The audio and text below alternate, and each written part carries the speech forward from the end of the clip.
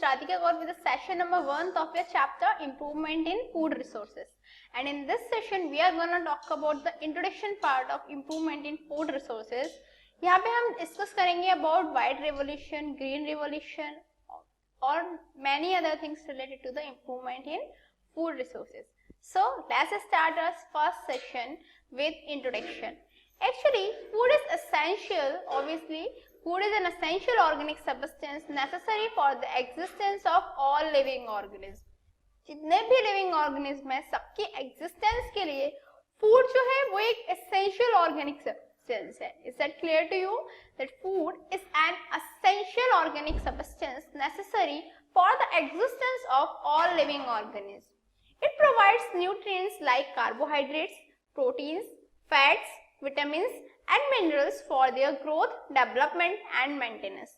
जो फ्रूट्स है वही, जो फूड है वही जो सब ऑर्गेनिज्म है उनको न्यूट्रिएंट्स प्रोवाइड करता है. हमने पढ़ा था बैलेंस डाइट के बारे में, तभी हमने पढ़ा था कि बैलेंस डाइट के थ्रू बॉडी को सप्लाई किए जाते हैं proper amount of carbohydrate, protein, fats, vitamins and minerals.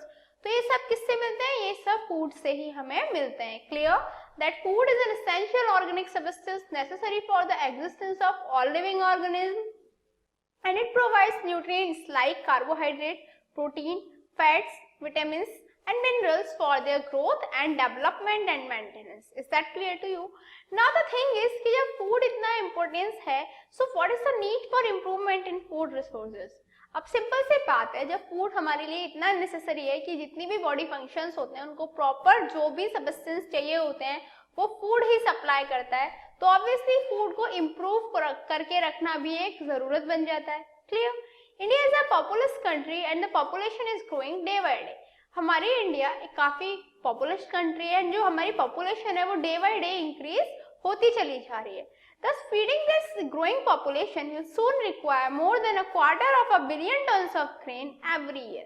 तो ये जो पॉपुलेशन है, जो पॉपुलेशन इंक्रीज होती जा रही है, इसको फीड करने के लिए, इसको फीडिंग कराने के लिए हमें at least more than 250 billion turns grain की हर ईयर रिक्वायरमेंट होगी. Clear? That is 250 billion turns grain की एवरी ईयर हमें रिक्वायरमेंट होगी. तो वो रिक्वायरमेंट फुलफिल कैसे होगी? ऑब्वियसली तभी जब हम अभी से जो फूड रिसोर्सेज हैं उनको इम्प्रूव करके चले, उनको स्टोरेज करके चले, उनको एक ऐसी बेटर क्वालिटी प्रोवाइड करके चले कि इन फ्यूचर जो फूड है उसकी कोई भी कमी हमारी कंट्री में ना आए. Thereby it is necessary to improve the food resources. Clear? The thing is that for this we need more and more land for farming. Simple सी बात है, अब हम ज्यादा से ज्यादा फूड चाहिए तो सिंपल सी चीज है कि हमें ज्यादा से ज्यादा फार्मिंग के लिए लैंड भी चाहिए. But as we know that India is already intensively cultivated, we do not have scope of increasing the area of land under cultivation. लेकिन क्या है, इंडिया ऑलरेडी इंटेंसिवली कल्टिवेट होती जा रही है और इसी वजह से हमारे पास कोई भी स्कोप नहीं है ज्यादा जिससे हम जो लैंड ऑफ अंडर कल्टिवेशन वाली जो लैंड है उसे इंक्रीज कर पाए. दैट इज कल्टिवेशन के लिए हम एक प्रॉपर लैंड हमारे पास अवेलेबल हो.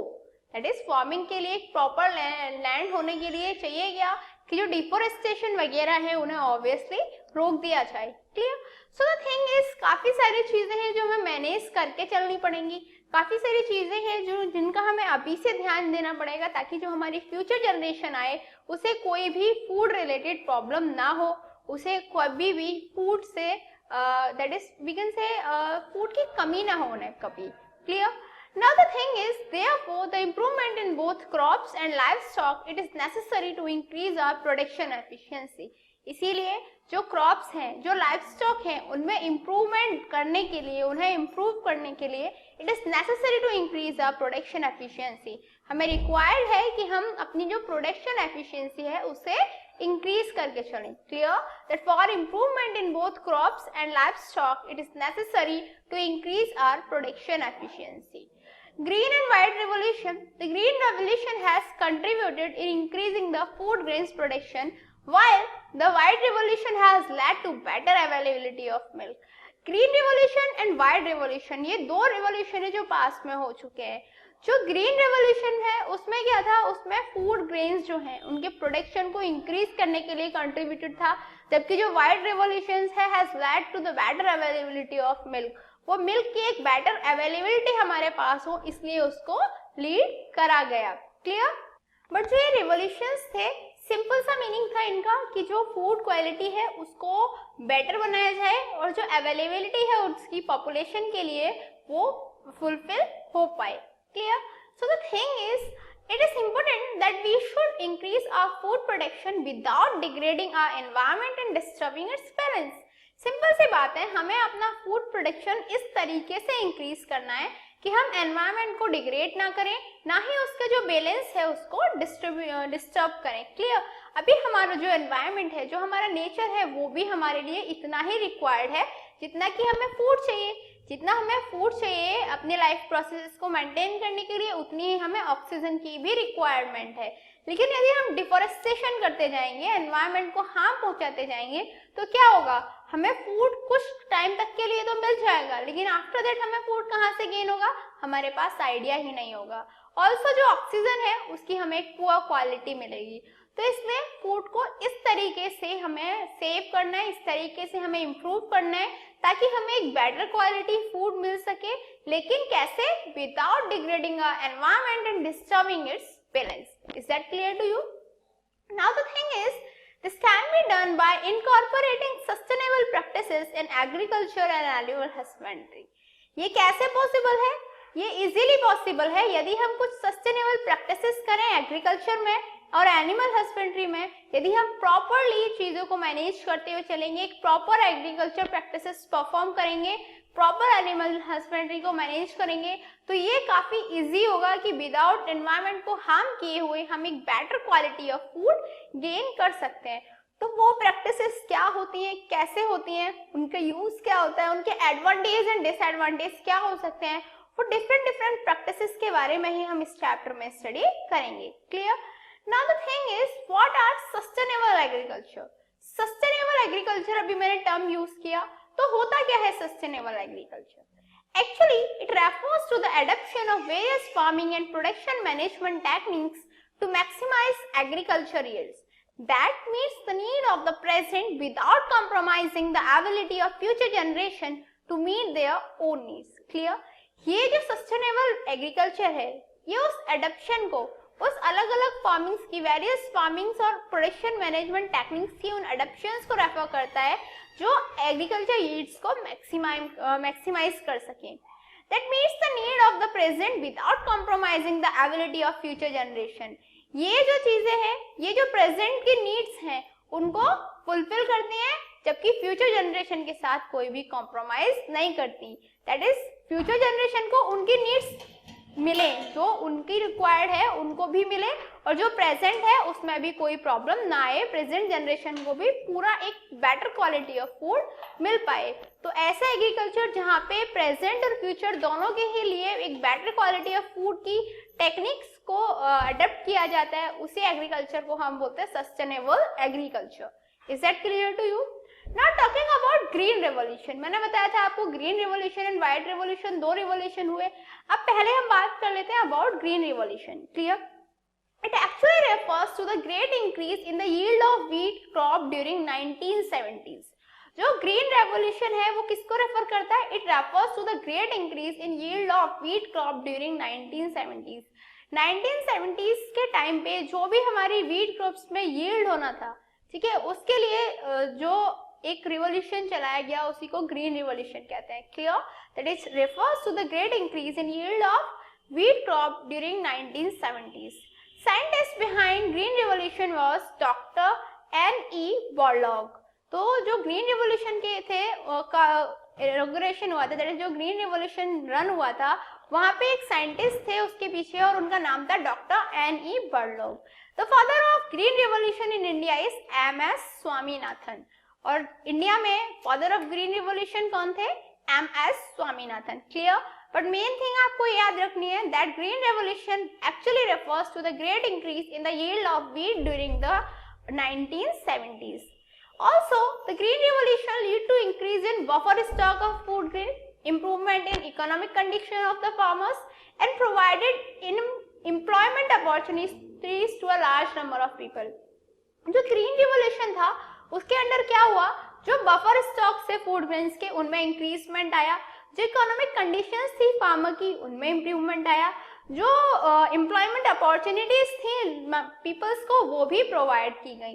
तो ग्रीन रिवॉल्यूशन के थ्रू हमें ये सारी कुछ बेटर चीजें देखने को मिली। Clear that green revolution led to increase in buffer stock of food grains, improvement in economic conditions of farmers and provided employment opportunities to a large number of people.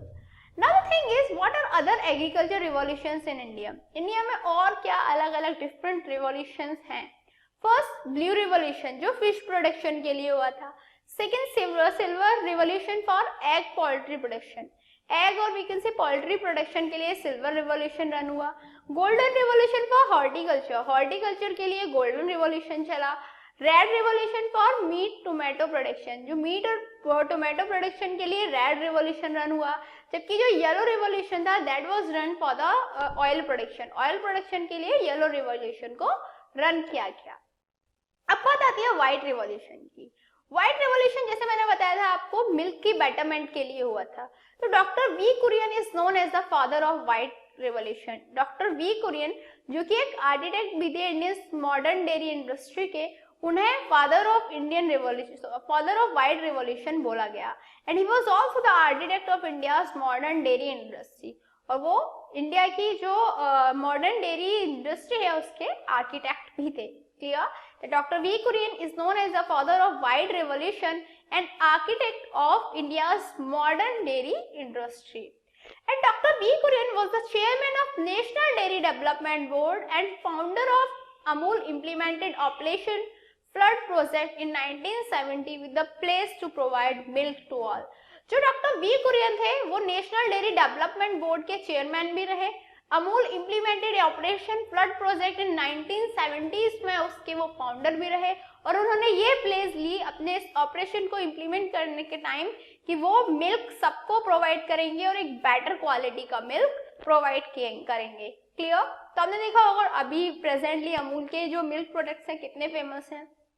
तो the thing is doctor V Kurien ही थे जो chairman थे national dairy development board के, और वही Amul implement operation flood project के भी फाउंडर थे. Clear? Now the thing is that the white revolution refers to huge increase in milk production by using new improved breeds of cattles. जो white revolution है क्या refer करता है? ये refer करता है to the huge increase in milk production. जो milk production है उसमें काफी बड़ा इंक्रीज होना by using new improved breeds of cattle. किससे? जो इम्प्रूव्ड ब्रीड्स थी कैटल्स की, इम्प्रूव्ड ब्रीड्स का यूज करके जो मिल्क प्रोडक्शन है उसको इंक्रीज किया गया, मिल्क की क्वालिटी को बेटर किया गया, और उसी को हमने व्हाइट रिवॉल्यूशन नेम दिया. Is that clear to you? So it's a time for challenging question mark and today's question is who was doctor V Kurien? Just I think 2 minutes ago I have told you. Now I have to check your remembrance. So just tell me who was Dr. V. Kurian. And your time to start now. 1, 2, 3, 4, 5. Time's up. So have you answered this in your mind? Let's check out. Actually, Dr. V. Kurian is known as father of white revolution and architect of India's modern dairy industry. जो doctor V Kurien थे उन्हें father of white revolution बोल सकते हैं, और हम बोल सकते हैं इंडिया की जो मॉडर्न डेयरी इंडस्ट्री है उसके वो आर्किटेक्ट भी थे. क्लियर? साथ ही साथ में वो नेशनल डेयरी जो थी उसके भी मेंबर रहे थे, उसके भी आई मीन जैसे उसमें भी उनका दैट इज बोलते हैं ना, उसमें भी उन्होंने काफी ड्यूटीज को फॉलो किया था. और अलॉन्ग विद दैट जो अमूल का इम्प्लीमेंटेड प्रोजेक्ट था उसमें भी वो फाउंडर रहे थे उसके, और उन्होंने बोला था कि वो एक मिल्क की प्रॉपर और बेटर क्वांटिटी और क्वालिटी पीपल्स को प्रोवाइड करेंगे. So that was all about doctor V Kurien. So what did we learn today? आज हमने क्या स्टडी किया? आज हमने स्टडी किया about introduction part of the improvement in food resources. Food resources को इम्प्रूवमेंट करने की क्यों जरूरत है, कैसे हम उन्हें कर पाएंगे, और सिंपली जो ग्रीन रेवोल्यूशन थे और व्हाइट रेवोल्यूशन थे वो क्या थे, ये भी हमने इस सेशन में स्टडी किया. In next session we are gonna talk much more about this chapter. Till then, good luck.